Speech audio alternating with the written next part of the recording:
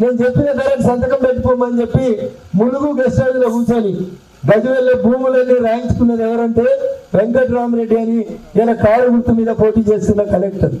ఒక్కసారి ఆలోచించండి. ఇప్పుడు ఓటు ఎత్తే చంద్రశేఖరరావు గారు ముఖ్యమంత్రి గారు, హరీష్ రావు గారు మంత్రి గారు. పోనీ మీ దగ్గర బాగా కష్టపడ్డారు ప్రతాప్ రెడ్డి అని ఒక ఆయన ఉండే, భూమిపల్లి ప్రతాప్ రెడ్డి గారు. ప్రతాప్ రెడ్డి గారికి ఇచ్చేది ఉండే టికెట్ 10 ఏళ్ల కోలే కారు పట్టుకొని తిరిగిండు కదా పాపం. మరి ఎవరికి ఇచ్చిరు? వెంకటరామరెడ్డికి ఇచ్చిరు. వెంకటరామరెడ్డికి కారుకి ఏం సంబంధం? ఒకటే ఒకటి సంబంధం అవ్వ, సూట్ కేసుల సంబంధం. 100 కోట్లు హరీష్ రావుకి, 100 కోట్లు చంద్రశేఖర్ రావుకి ముట్టినాయి. పాపం ప్రతాప్ రెడ్డిని తీసుకుపోయి కొండ పోషమ్మ సాగర్ కాడ ఆ పోషమ్మకి దండం పెట్టమని ఇడిచిపెట్టి. ఒక్కసారి మీరు అర్థం చేసుకోవాలి. కారు కోటేస్తే ఎంతసేపు అమ్ముకోవడమే, పైసలు తప్ప వేరే ముచ్చట ఉండదు కారు వాళ్ళ దగ్గర. ఇది ఎవరైనా ప్రతాప్ రెడ్డి మనుషులు ఉంటే పోయి చెప్పాలి ప్రతాప్ అన్నకి 10 ఏళ్ల కూడా తిరిగిలేవు. ఆ తెలుగుదేశంలో ఇంత ఉన్నా ఇజ్జత్ ఉండే నీకు. కారులో పోయినాక ఇజ్జత్ మానవ రోడ్డు తీసి పారేసిండు, ఎవరికో తీసుకొచ్చి ఎమ్మెల్సీ ఇచ్చిండు, నీకంటే మామూలు ఉన్న వాళ్ళకి. మరి నువ్వేం చెప్తున్నావు ఒకసారి ఆలోచించాలి. ఇంకా కారు గైరు అని తిరుగుతున్నారు ప్రతాప్ రెడ్డి. ఒకసారి ఆలోచించుకోవాలి ప్రతాప్ రెడ్డి గారు. ఏమిస్తనే కారుగా లేవది. టక్కర్ అయితే కారుని ఎట్లెత్తుకపోతారు. మిమ్మల్ని కూడా కాడ మొత్తం టక్కర్లు అవుతుంది రోడ్డు మీద కార్లకి. టక్కర్ అయిన కారు మళ్ళీ పనిచేస్తుంది. అదిగా దాన్ని తీసుకుపోయి ఇనుప సామాన్లు, పాత ఇనుప సామాన్లకి అమ్ముకోవాలి. అందుకని కారుకి అయితే కేసీఆర్ ముఖ్యమంత్రి కాదు, హరీష్ రావు మంత్రి కాదు.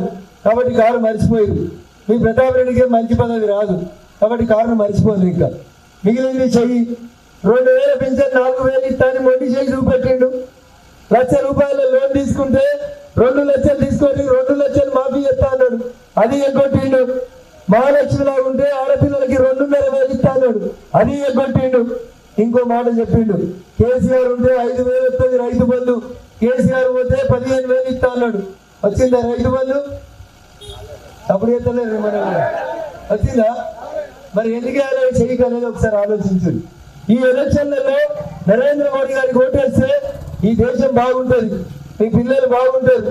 ఒకవేళ వేయలేదనుకో, పొరపాటున కాంగ్రెస్ వాడు వస్తే మన దేశంలో రిమ్మరగూడలో కూడా బాంబులు పెట్టిపోతాడు.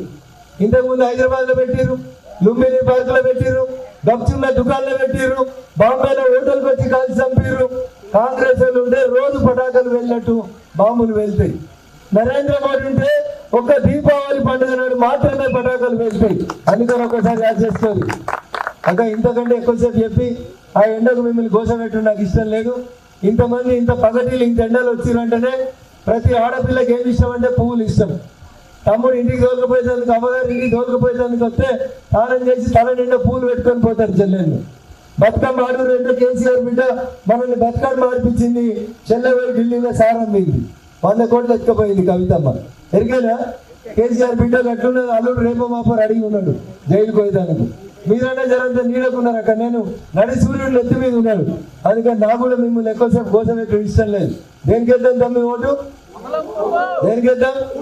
మీ ఊళ్ళో కూడా పోయిన నెల జనవరి నెలలో 22వ తారీఖు నాడు మీరు కూడా అందరు గుడి కాడికి వచ్చిరు, గుడి అడిగిరు, పూజ చేసిరు, పండుగ వాతావరణం చేసుకున్నారు.